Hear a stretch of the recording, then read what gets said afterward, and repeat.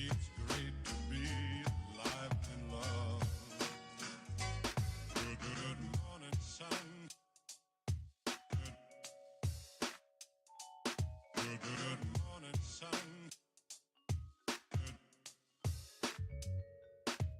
Good morning, life. Good morning, sun. How are you? Skies above. Gee, it's great to be alive and in love. Good morning.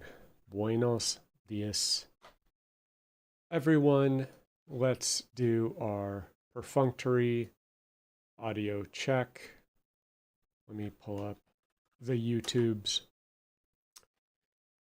It's been quite a week. Okay. I hear audio. Okay, cool.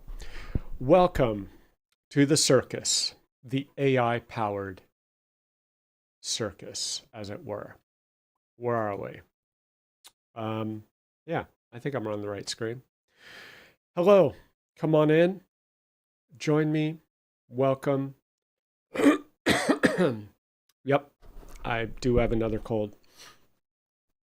Let me adjust these. These are a little bright. So, good morning, Ted. Buen dia, senor. Hop into the chat. YouTube seems to be the place where most people chat, but messages should chime in through X and Twitch. And if you've ever seen Rick and Morty, you'll likely recognize this episode. I think these are, what do they call them, Mr. Meeksies or something like that. Pretty funny. And what was the Michael Keaton movie where he clones himself? And of course, one of the clones of Michael Keaton was named Steve, and he was the really dumb one. So I appreciated that. Okay, so yes, this is a live action shot of my agent team watching me try to fix a bug manually. 100% accurate, especially if you vibe code the whole app. Good luck. Just let it do its thing. Man, the weekend, I can't remember what weekend it was, but I think last weekend, unless this is a duplicate and I didn't update it, but I got OpenClaw reinstalled and I set it up with OpenAI. I think it's called GPT Plus. It's whatever their $20 subscription is. And my OpenClaw has its own domain, its own email, and its own Nextcloud server through my web hosting. So it's run locally, but it's connected to all those things. And it basically can run rampant and do whatever it wants. Then I connected it to Telegram. That's how I communicate with it. And it's basically a chat bot on Telegram. I also connect it to WhatsApp, but WhatsApp is pretty flaky. It just doesn't have the same architecture. It's not very agent friendly. Then I said, well, let's try it with M365 and Office stuff, see what it can do. So I gave it its own M365 tenant, which has its own domain, fully set up, and it has an M365 Business Basic subscription. So it can access Word, Excel, SharePoint, OneDrive, Teams, anything it wants. And Jeremy suggested using MCP to get to Graph API, which is a great suggestion because otherwise it's a nightmare. So there's an open source project to give it access to MCP through Graph API, which gives it access to the basic M365. But then I said I want access to Teams Planner, and that is not supported in the community MCP server. So what does OpenClaw do? It's like, doesn't miss a beat. Would you like me to just build it for you? And I'm like, what? I said, sure. 30 seconds later, it had configured an MCP to talk to The Graph API for Teams gave me step-by-step instructions on how to configure a separate app registration just for Teams. And it says, I'm in. What do you want me to do in Teams? And yes, Ted, I do follow Peter Steinberger, so I did see that he he essentially is, I don't know, hired, working for, partnering with, whatever you want to call it, being sponsored by OpenAI, and apparently they're putting OpenClaw in a foundation of some sort as an open source project or initiative. Could be the OpenAI Foundation, and yeah, I assume he's pretty much got unlimited funds at this point, which is good because it was a cool project. Anthropic was less than friendly to him, his project. It was like everything started with a legal team with Anthropic. Apparently, he met with Anthropic, is the impression I got. He kind of hinted at it, and they were not fun people, not pleasant. I guess they were doing some cool things, but the vibe was not his style. And so he went with OpenAI, and I suspect OpenAI is going to just run with it. Let's see what happens. I hope they stabilize it, secure it, clean it up, and make it viable. I'd love to use it. It'd be really neat. So that was the weekend. And then I started to play with complex Word documents. It was a really interesting journey. I had previously tried this with, GitHub Copilot, Cursor, and the coding tools or the Codex tools can't natively generate Word documents. But then I discovered that Claude could. I don't recall if ChatGPT could, or anyway, kind of getting lost. It's all a blur, but the desktop versions, like the web app, tends to, but the Codex or the GitHub Copilot or VS Code or Cursor can't for some reason. It's very strange. And the absolute winner by a mile is Claude with Opus 4.6 extended. Sonnet 4.6 isn't bad in terms of the document itself, but its information is hit and miss. But Claude with Opus 4.6, absolute bangers. It's just, I've generated hundreds, literally over 700 pages of documentation this week using Claude with Opus 4.6. Absolutely staggering what it is doing. It has absolutely exceeded my capacity as a human to write, to craft, to create business documents by miles. It is just so far ahead. I'm just going to give up. So that's an appropriate title, The Manic AI Frenzy. I think that describes this week. And that's just kind of me exploring all this stuff and doing 14-hour days just to try and explore and learn and have fun. Part of that was SaaS API integration diagnostics. Some cool learning around that, just what's possible when code is free. Code is effectively free now. So if I ask for a button or if I ask for 20 features, like it's a matter of minutes. The marginal cost to code is going to zero. So why not ask for it all? So I'm doing some really cool stuff that I would just never do in the hand coding regime, and it's really hard to transition over to that mindset. I'm trying all the tools, doing nonstop vibe coding, trying all the tools here. I started with Perplexity. That was my original kind of Q&A chat. I still use it constantly. Then I tried Cursor as the IDE, which I think is better than GitHub Copilot, but VS Code team is really moving fast, but there's some really rough edges in GitHub Copilot, especially lately. And recently I got Claude. First, I think I got it for ClaudeBot back when it was ClaudeBot, and they banned all the accounts. But then I started using it for coding and also this document generation via the web. Phenomenal. So I was using the $20 a month, and now I'm up to the $100 a month. It's paid for a year of itself already in what I've generated with it. Easy. And then OpenAI, I've switched over to OpenAI ChatGPT subscription for OpenClaw. So I'm just trying all the things, and certain things work for different situations. So I wouldn't get too wed to any one tool. No one of the tools is the best in the world, the only one. I think they each have their purpose, and pros and cons, but not a huge difference. JSON payload preview, that was a new thing that I had. I think it was Claude or GitHub Copilot vibe for me. I'm like, never in my life would I have imagined doing something that way. It's just totally anti-developer practices, in my opinion. Prospect discovery questionnaire, that's one of the documents that I generated. Literally hundreds of pages just flew right out of Claude, and absolute staggering content that, like, I get it. Maybe I could have come up with these things. No chance I could have come up with hundreds of pages of it. And we had the very first El Salvador Doug meetup to talk about what we're doing and talk about Business Central and invite Salvadorans into the chat.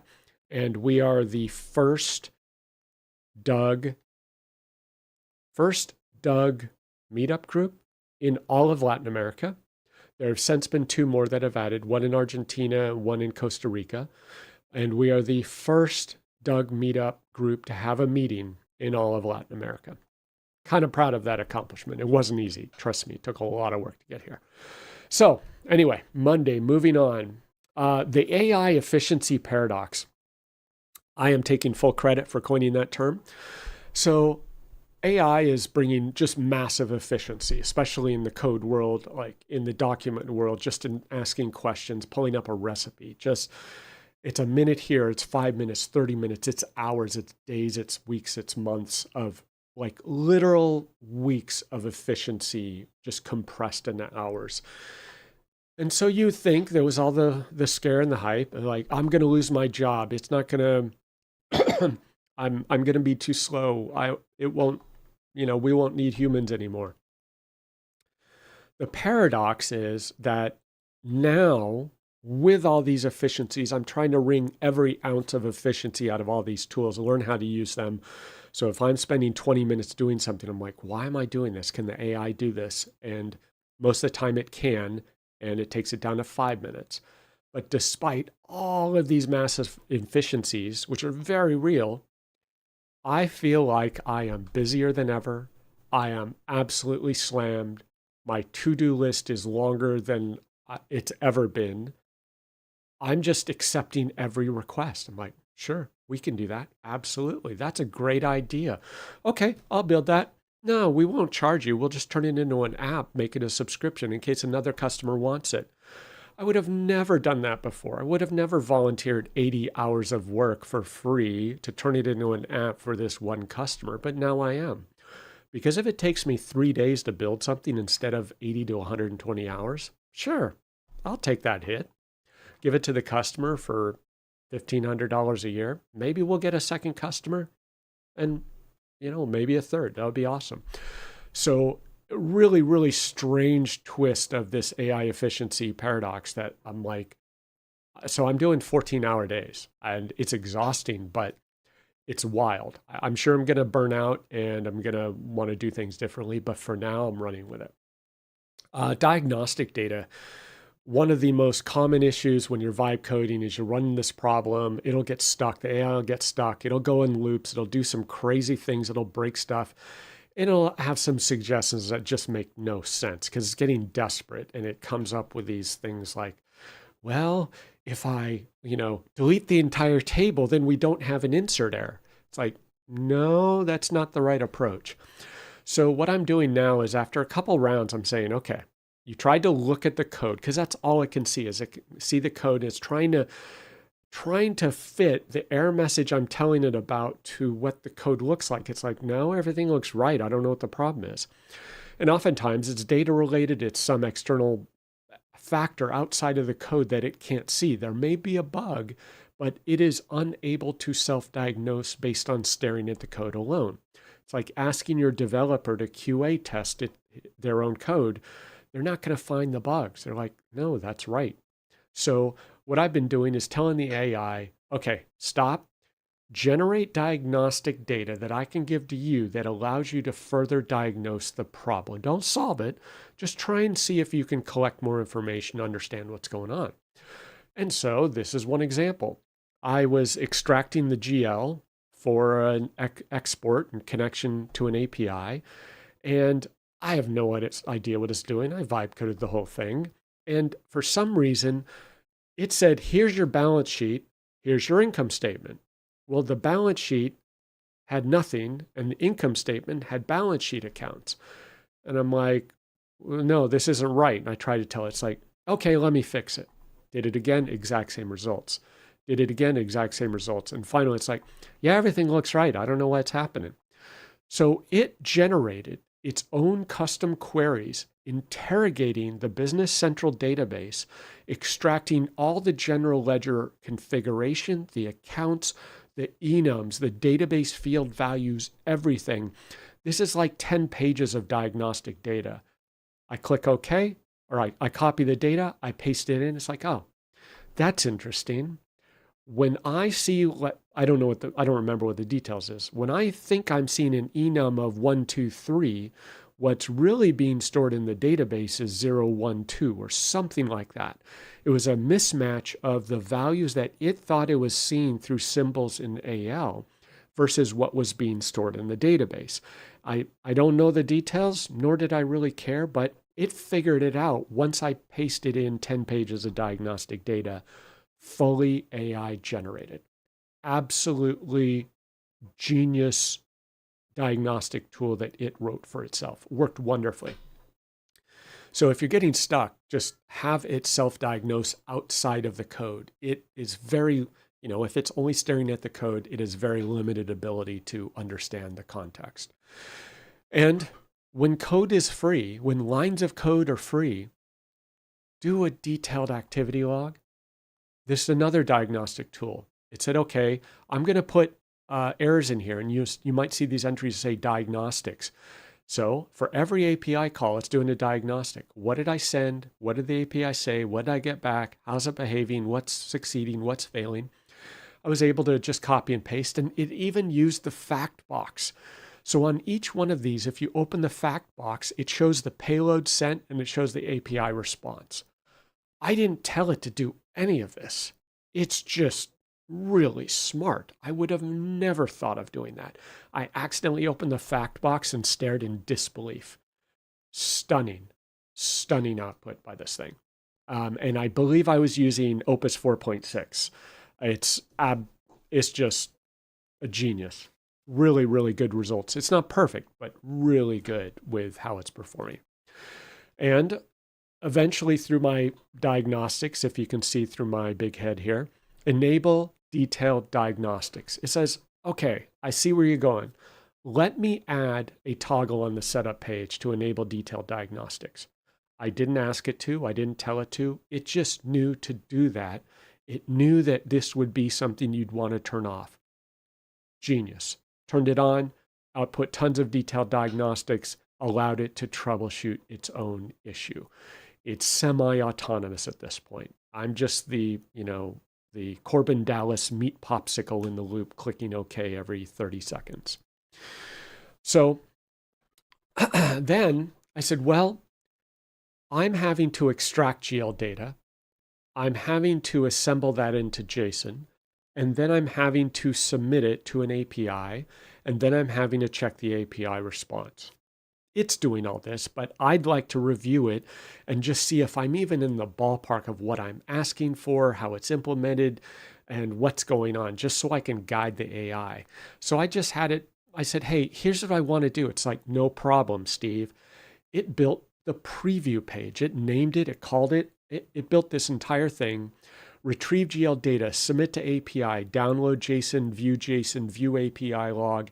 Everything is on this preview pane.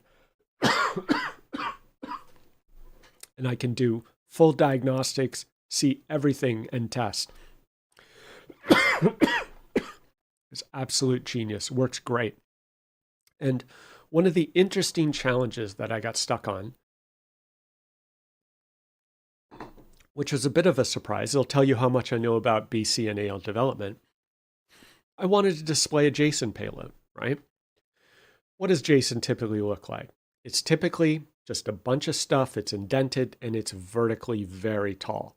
So you need a really tall, lots of vertical space with a scrolling bar in order to scroll vertically and see all your JSON. Like, not rocket science to a human. Well, when it tried to implement this in Business Central, the best it could do is like 5 lines in a text box, a multi-line text box. It was like, increase the lines, buddy. It's like, done. I've increased it to 15 lines. I redeploy, still 5 lines. Well, after about 10 rounds of this, I got the picture that it was unaware of some limitation in Business Central. And you tell me, is there some magical vertical scrolling text box that I'm unaware of that could be full page?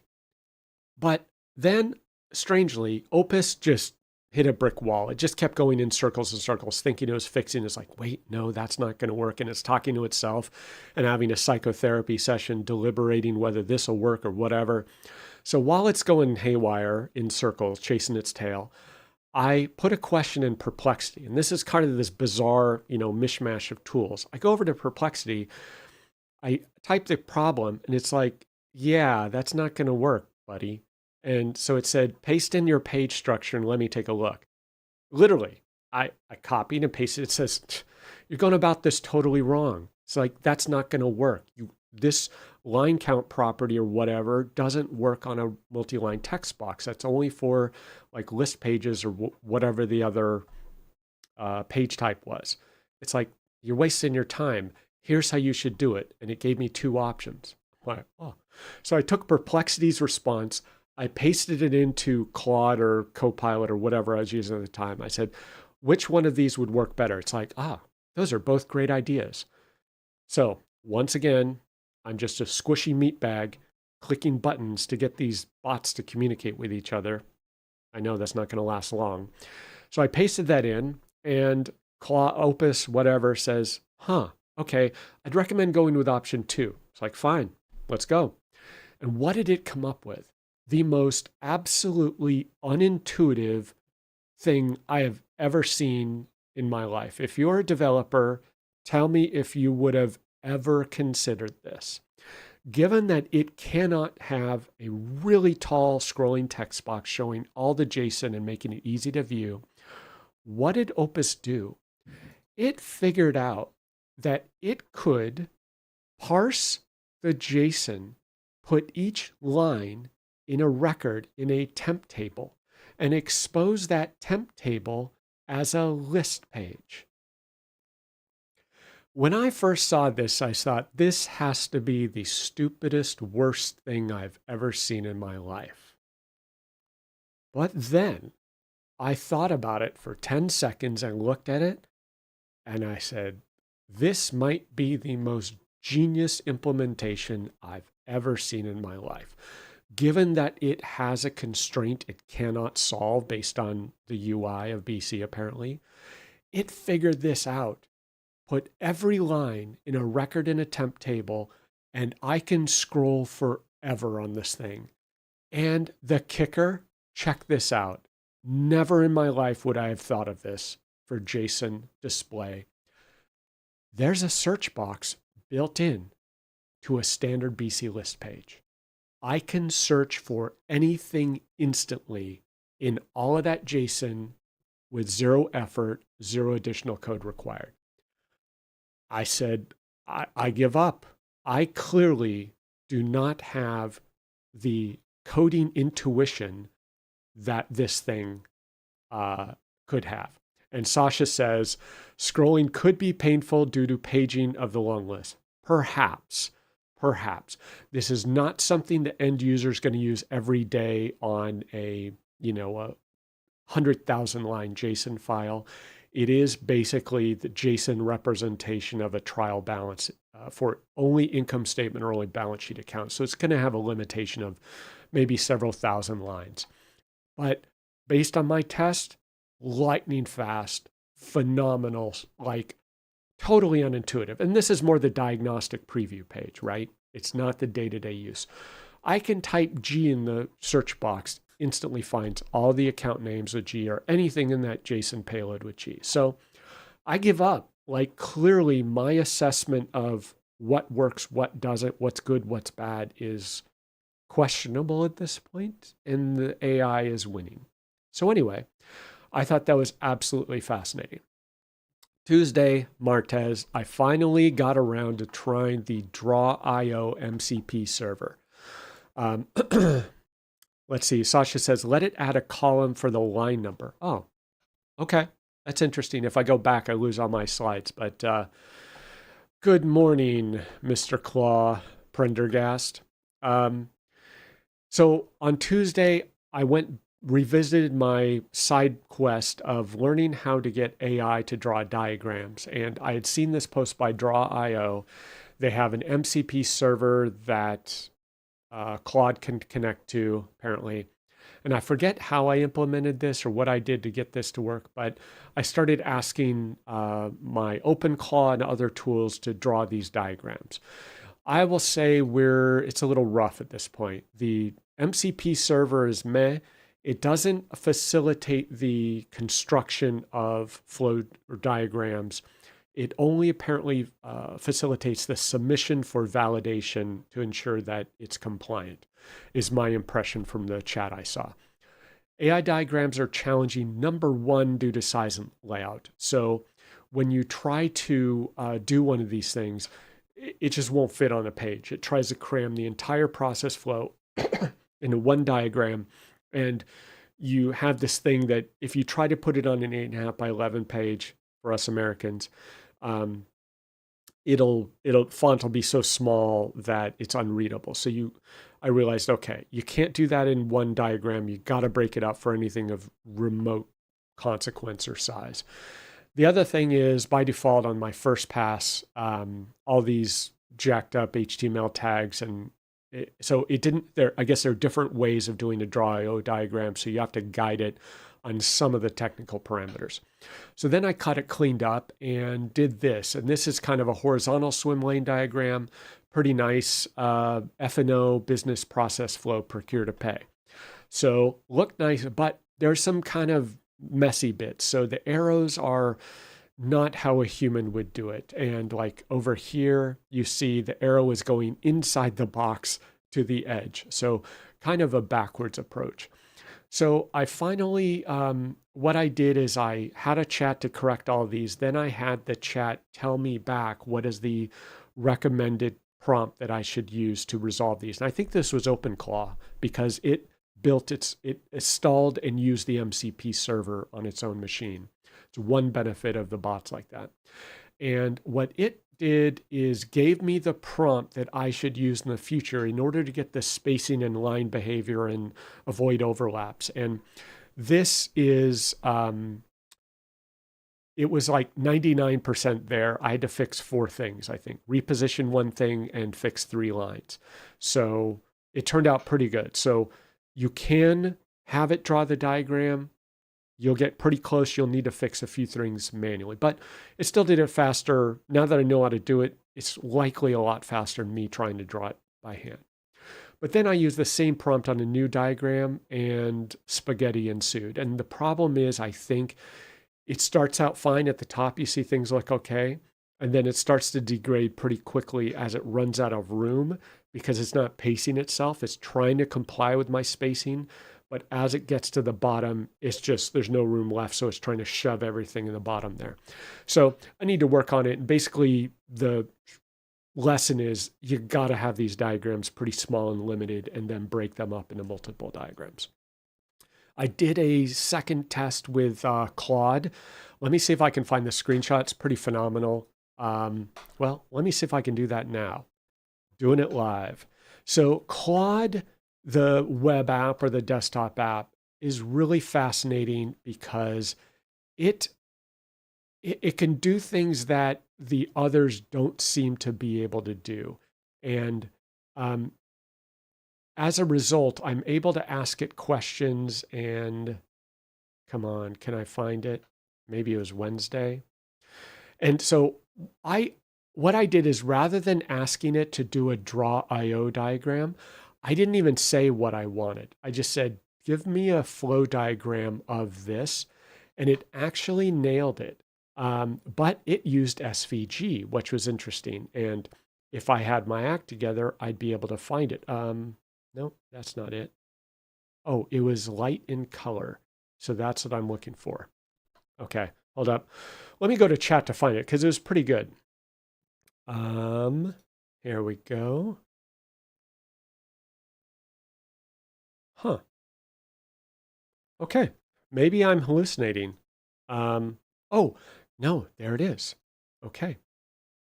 Sorry, I saved it to a PDF. Um, I don't know what's going on. Okay, here we go. So can you see, where am I? Where am I? Production studio. Ah, there we go. So now, procure to pay, business process flow. And so while I typed in the chat and said go, Claude generated this as SVG and you can preview it as it does it. And if you make changes or request changes, it'll redraw it in real time in front of your eyes. So it went with SVG and this is what it looked like.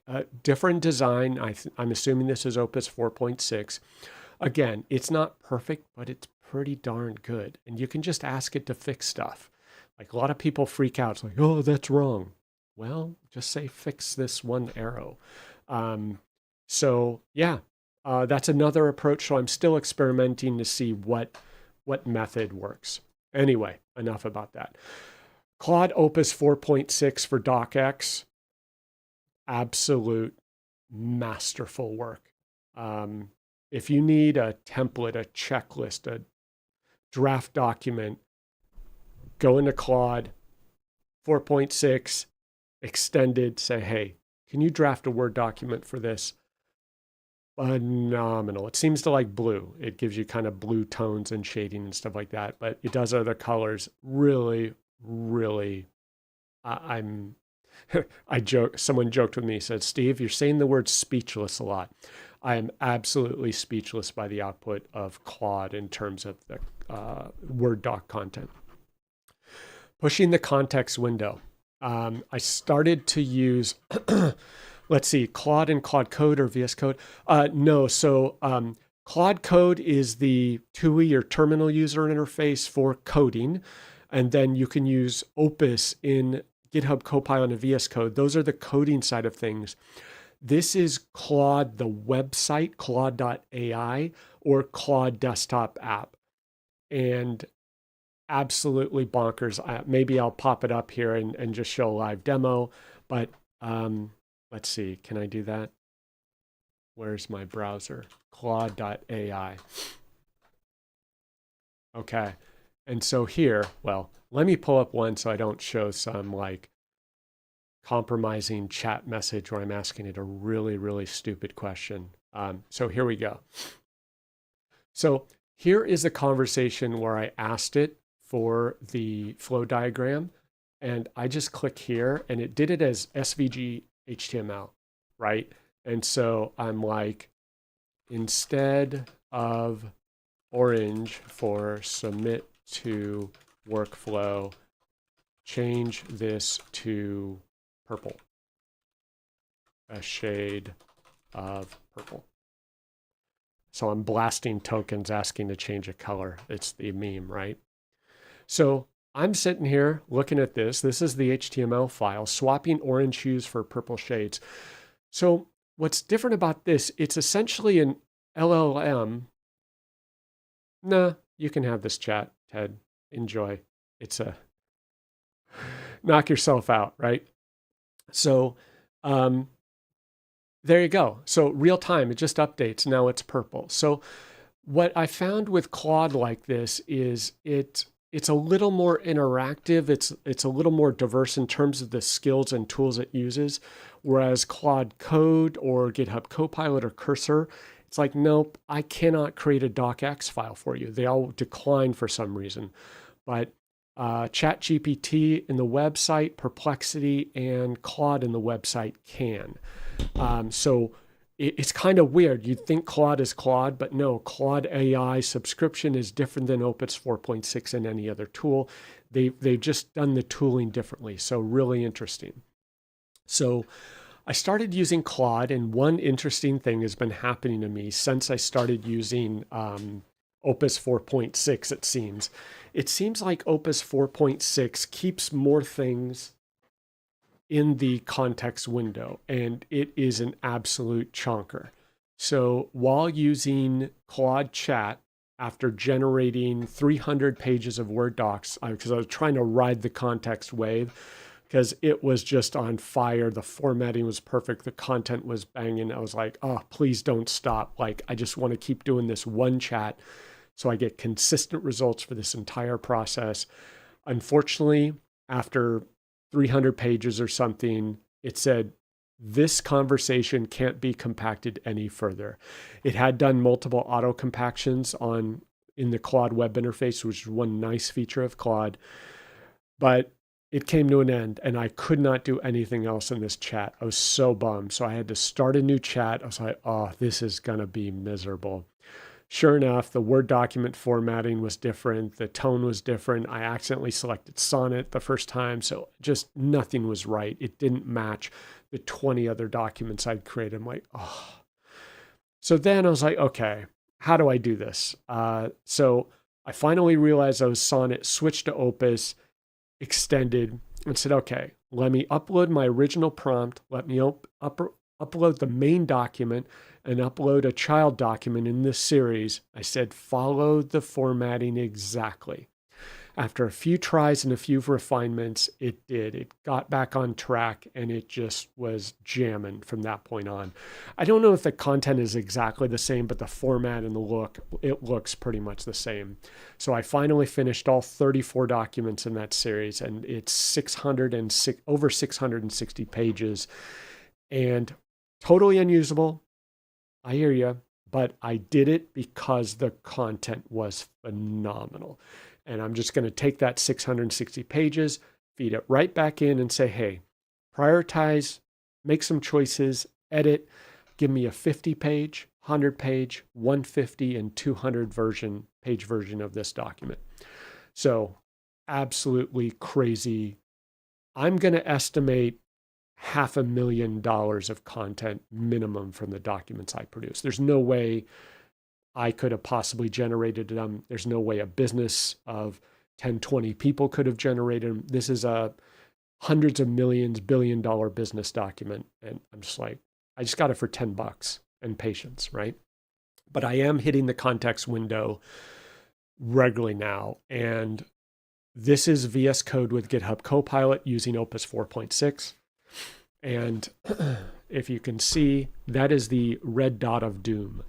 If you see the red dot of doom in VS Code, absolutely stop. It's just going to be a train wreck from that point forward. In the main release of VS Code, we do not yet have a manual compact feature. They do not have an auto compact.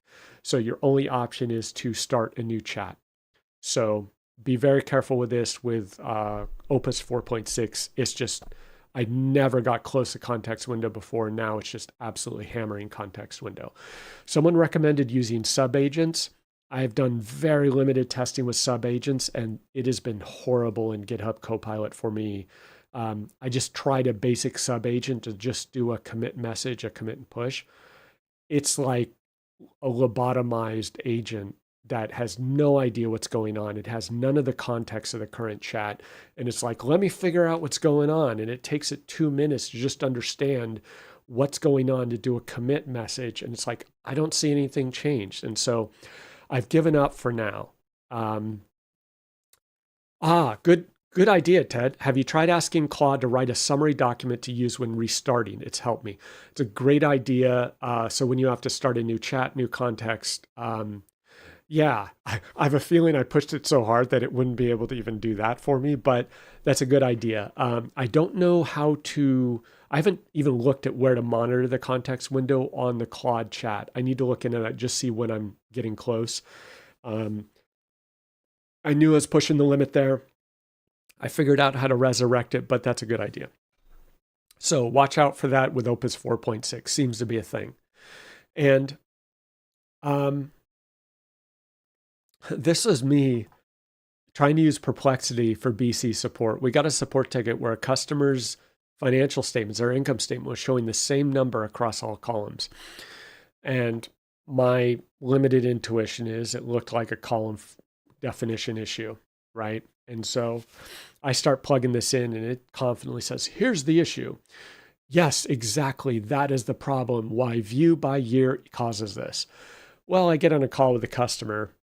She had tried them all. She tried view by day, by month, by year, didn't fix the issue. So, the AIs can only work with the information they have. It was totally wrong. Every one of its suggestions just was not the right answer. We tried everything with the customer, nothing worked.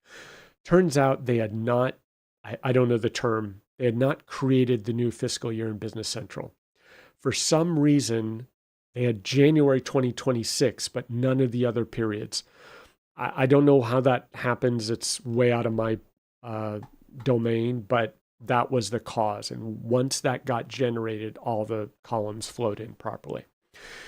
Then Ronald and I had training with iSolutions to learn about their collections module.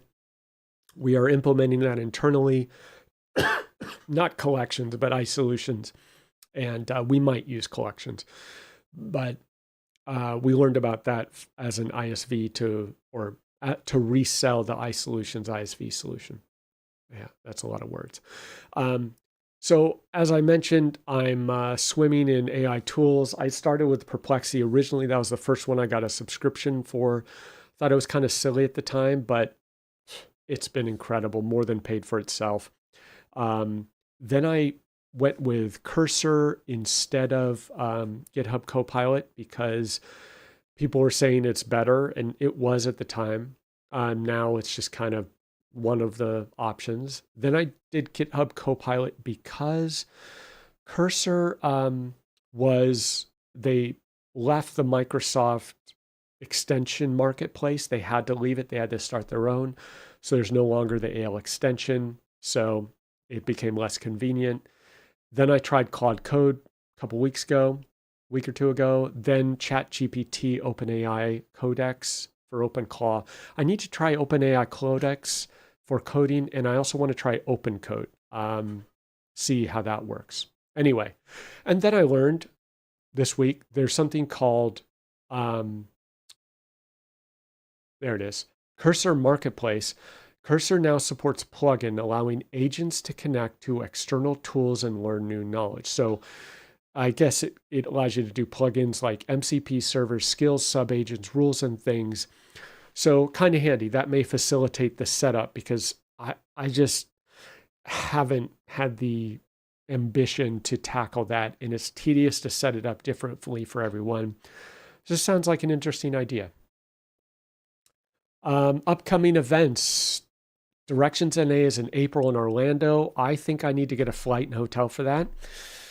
I don't like flying to Florida. It's a long flight, kind of a hassle for me. But yeah, apparently one of our sessions was selected. I'm co-presenting with Mr. Lobster Prendergast himself. And I think we're talking about AI. Shocker. Who would have thought we would talk about AI? But yeah, we're going to do a real world demo, end-to-end partner business process using AI for everything. It's going to be an absolute banger, as the kids say. DynamicsCon, May 12th through 15th. All the sessions have been selected, I believe, and submitted. They're having to process them, organize them, catalog them, tag them, collate them, and I don't know when they will announce the session selections. Hopefully soon. Directions Asia, May 13th, same week as Dynamics. Oh, I have the wrong link there. That's not dynamicscon.com. Directions Asians in Vietnam, Ho Chi Minh City, May 13th through 15th, same as DynamicsCon. Dynamics Minds, May 25th, shortly thereafter in Slovenia. So Tanya is going to be doing a lot of flying. Thursday, Jueves. Where is your SQL server?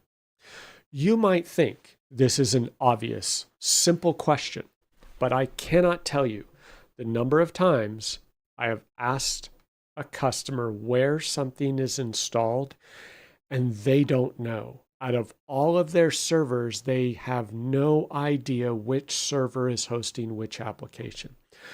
So this week's saga of Where's Your Server involves us inheriting a customer. A partner was acquired and they're dumping all of their BC customers unceremoniously. They're saying, hey, Good luck. Find a new partner. We got to get rid of all this stuff and decommission all of our stuff. So the partner, I have a call with the partner, is super cool. And he says, yeah, we built this in this way, and here's why. I'm like, I get it. And he says, it's talking to their on-prem SQL Server. And I was like, wait, what? They didn't mention anything like that. And they're like, he didn't?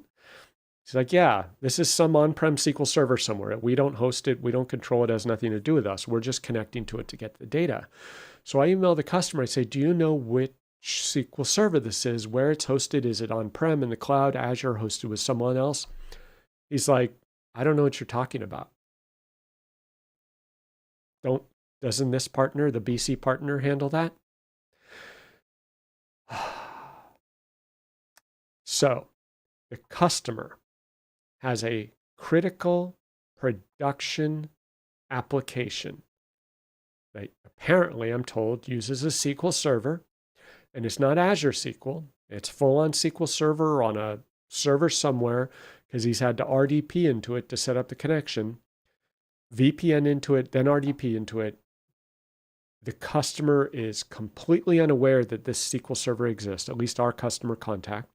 I've asked for who their IT guy is or who IT consulting firm they use. I have not received a response. Zero awareness that they have a production SQL Server. You can see the red flags just popping up, the sirens going off. I'm like, I am not touching this thing until I get written attestation that someone is responsible. You have backups. I will refuse to take credentials. I'm not going to take RDP or SQL Server credentials. I will not touch it. I will only have someone else log in and do a screen share with me. I am not going to own that can of worms. Absolute nightmare. We had the El Salvador Doug meetup yesterday, the first Doug meetup in all of Latin America. Thank you very much. The team did everything themselves. I just showed up as an attendee. Fatima ran the meeting. The rest of the team talked about what they did. They talked about what they're learning, Business Central, ERP Center of Excellence, ISV solutions. Ronald talked a little bit about the ISV solutions he's working on, how he's worked on Power Automate, and really phenomenal. It was a proud moment for Steve to see the crew building. And we had the Berlin English Academy attendees, and we recorded it, and I'm trying to figure out how to publish the recording. So really cool. First meeting under the belt, many more to come. And then I mentioned this previously, but I've noticed it's been a common theme a long time. Like if you've ever introduced AI to a developer or showed it to someone, I just finally dawned on me this week. Very common reaction. It made a mistake. And they find the mistake, and the person either dismisses or criticizes or, says, oh, that's garbage, because there is a mistake. And I think that is a mistake in itself to make that type of judgment. Of course it makes mistakes. Expect it. Humans make mistakes, newsflash, right? It just generated an entire business process flow in 30 seconds, and it got an arrow wrong. I'm okay with that, right? Because I can do two things. I can ask it to fix the arrow, or heaven forbid, I take my mouse and I drag that arrow and I fix it myself. It's a big sacrifice, I know, but really, it saved me 4 hours of generating this comprehensive process flow diagram. I'm happy to contribute the additional 30 seconds to prompt it or to fix it myself. So very interesting behavior among humans to criticize an excruciatingly small detail of what is otherwise an amazing, massive time-saving just gift dropped right in your lap. So just happened to that became blatantly apparent this week. I have offered to present at the Kenya Doug meetup next Friday. So my live stream will either be canceled or late. I'm going to be in El Salvador from the Central American global headquarters. and I'm going to talk about leverage AI to be the best dynamics consultants in the world. And I'm going to try to offer some tips on how to make that happen for the folks in Kenya. So that'll be fun. And I heard a fun story last night. Someone goes to train a bunch of people for BC. And apparently they had a bunch of laptops arrayed. I don't know the scenario, but it's training a bunch of classroom full of people. And the students arrive and they open up the laptops and they see the instructions and they start going through and they're asked to set up their accounts. And someone's like, I can't do this. I can't do this, scan a QR code on my phone. What are you talking about? Turns out the woman had a flip phone. I think this is awesome. So the trainer thought this was hilarious and she laughed, but the person with the flip phone was telling the story. And she said, they made fun of me. And the trainer said, I think that's kind of funny. And the woman was pretty upset. She goes, I don't think it was funny at all. I was offended. So I guess we need to have, flip phone sensitivity for the MFA impaired. I had literally not thought of this scenario, that a Business Central user might not have a mobile device capable of setting up Microsoft Authenticator for MFA. I do not know what you do in this scenario. Most users in a Entra domain cannot, by default, set up secondary MFA methods like SMS or email backup or a voice phone. The administrator can. So I think the administrator was going to have to do a text message backup or something. It's an interesting problem. Probably not common, but interesting.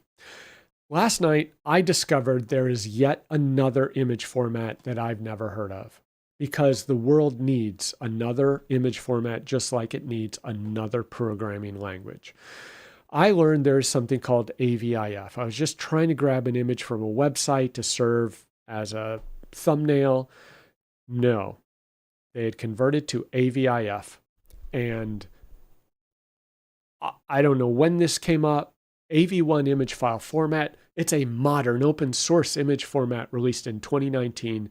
I do not care. I don't care how good it is. The last thing I want is another image file format that not a single application supports. So what did I do? I had to have my OpenClaw figure out how to convert this thing, because I'm not going to go to some janky virus-ridden conversion website that downloads malware. So I said, OpenClaw, how do I convert this AVIF? It said, okay, let me check. Trying option 1, option 2, and maybe I used Claude. Option 3, and finally got down the list. It's like, okay, you have none of these installed. Let's try Python. I see Python, so let's install this Python library. Give me the file, I'll convert it. And it did. But it took 5 minutes instead of 30 minutes with me fighting with some. Anyway, so yeah, that's what I learned last night. Never heard of it before. Okay, cyber updates. Apparently, there's a Firefox 0-day remote code execution vulnerability because a developer mistakenly typed ampersand instead of a pipe. So an and instead of an or, a single character. So someone examined the nightly source code, and I don't know if this was a white hat or a true exploit, but it was found that that could be used to exploit, to gain code execution within Firefox Render. Never released any release version, preventing exploitation. So looks like they have a code scanning that discovers this stuff, which is good. We need it. Hackers can leverage Grok and Copilot. And a lot of these headlines are misleading and sensationalist. So you got to read what this is about. They're not exploiting Grok. They're not exploiting Copilot. What this is saying, as far as I could tell, is they are realizing that these are becoming mainstream tools in the enterprise and the corporate network. And so the behaviors, the URLs, the activities, and the traffic of these tools are being whitelisted by network monitoring systems. So C2 systems, command and control systems that relay up to an attacker who has compromised your network, the C2 communication is going to ride on the coattails of these approved tools and simulate their network traffic, their DNS traffic, their connection traffic, so it slips under the radar of network monitoring systems. Anti-siphon training has had some great sessions on how data exfiltration via DNS and C2 communications, how they slip that by so it doesn't get detected by network monitoring. A code error temporarily allowed Copilot Chat to expose confidential emails and files in its responses. I didn't drill into this because, again, this is like semi-sensationalist, but there was a bug that said it basically didn't look at the correct DLP flag, and it said, okay, these should not be included in either Copilot search or responses, and the sensitive email was brought back. And I'm assuming this was found because this was acknowledged publicly and it was shown as a bug they're going to work on. So this type of stuff is going to happen for sure. No surprise. This is fun, Brad. We have our lobster self-propagating. Supply chain attack secretly installs OpenClaw for Klein users. So NPM, my favorite supply chain vulnerability provider. If you use NPM, you're just on borrowed time. The more packages you have, the higher risk you are for just absolutely getting wiped out from a supply chain attack. So this Klein, I don't know what this is, apparently a popular NPM package, had a supply chain vulnerability through some like support ticket or PR pipeline process, I think, in their code. That got exploited, and this got injected so that when someone installs Klein's NPM, it automatically installs OpenClaw on the target machine. So that's kind of fun. Hopefully it's more for lulz, as the kids say. And Friday, oh my gosh, thank you. It is Friday. I am exhausted, literal 14-hour days. I need to send out a PTE update. We're just banging out the PTE updates now with AI assistance. So we had 2 refactorings done, and so this is a second PTE that I need to send to the partner.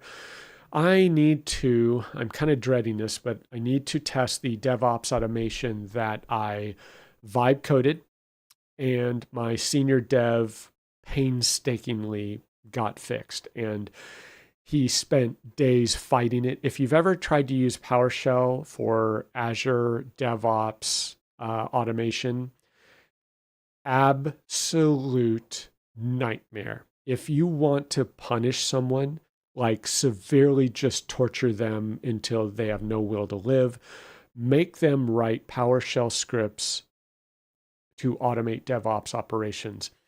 And if you want to be even more evil, give them some basic AI tools to help them. They'll think it's a favor. It is not. It is even worse punishment because the AI simply does not know how to write PowerShell for DevOps automations. Disaster. The only thing that saved us was Opus 4.6. As soon as it came out, he tried 4.6, instantly solved the problems he was having for literal days. It just, 4.5 and Sonnet just couldn't do it. So finally, he tested it numerous times, packaged it up. So now I need to figure out this monstrosity. And the goal is that we use Cosmo Alpaca in VS Code to scaffold the project and create the basic DevOps repo, but then we have all sorts of configuration that has to occur in DevOps. Over 28 pages of step-by-step documentation I have to follow to set up our full project setup, full pipeline setup, full repo configuration, the whole bit.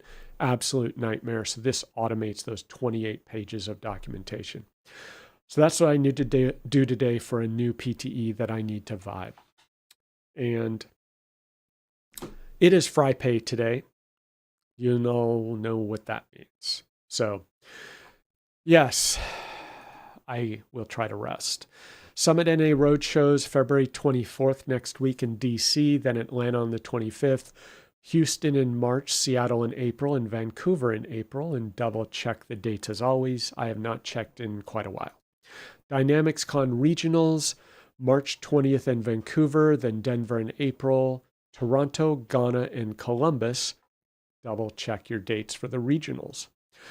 And excellence update, in addition to doing our first ever Doug meetup in El Salvador, which was conducted in Spanish, by the way, Jocelyn continues her MB 800 study journey. She's done with all the curriculum, all the labs, and now they're moving on to the sample questions for test prep. David is as well.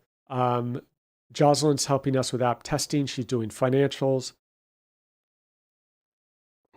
And I hear she's going to get dragged back into advanced Power BI financial statements, which is no joke. And David worked on the McCorma Super Check for a customer this week.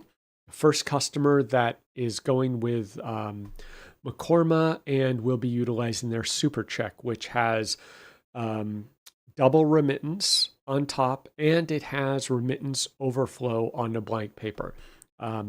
Pretty significant amount of work required to make that happen. We tried long ago. It was just such a nightmare. We didn't go there. So McCorma has tackled it, and that is available through their Super Check suite, whatever it's called. Ronald and I did iSolutions collections, and he is doing his first or second Continia expense management implementation, I believe, or it's document capture. I forget. Franklin it moved on to a new app, so he got that going. We need to convert that to app source because we just did PT testing internally, and he developed a custom check report. And Fatima I gave her some prompts to work with. She is using AI. Excuse me. She is using AI to explore how to use AI prompting for project plans, project management, project risk assessment. Those of you who are not cool may not be familiar with ISO 31000, which is a project risk assessment framework for assessing and calculating and assigning project risk to tasks. I highly recommend it. I nerded out on that the other day, and super fascinating. So she is basically prompting like crazy to learn about how the AI can help her do project management, formulating plans, assessing risks, following up on tasks, doing task assignment, resource allocation. So I will be bringing an OpenClaw to Berlin, El Salvador next week, and we'll see if it can help her do some project management. And she organized the Dynamics user group, the Doug meetup. Yeah, Dynamics user group meetup. Yep, she organized that. Great meeting. And with that, breath. Q&A. It's been quite a week. This is a photo of El Salvador. This is the Paquete Escolar, if I got that right. Paquete Escolar School Packet 2026. And these boxes strapped on the back of a horse contain I believe it's a Chromebook or some type of small, low-cost laptop, shoes and uniform, and books and study materials for the kids of El Salvador. This is being distributed gradually throughout the country. And I thought this was really a quaint set of photos, really phenomenal photos that were published of the El Salvador countryside. And yeah, I mean, you'll see a gleaming glass building of the Google headquarters in San Salvador. But then if you venture out, you see these really steep, challenging hills where someone has a horse with their kid on it, bringing the Paquete Escolars to their home. So thought that was nice. So with that, have a good week. Do some AI, explore. Don't be a skeptic. Embrace the AI efficiency paradox, and you will find so much more work you could do, so much more value you can provide, so many amazing things you can build. It's not about job replacement. It's like taking the pill from the movie Limitless and realizing you can do all of these other things. Really phenomenal. Thanks for joining, Mo. Have a good week. Have a good weekend. Que tengas un buen fin de semana. Adios.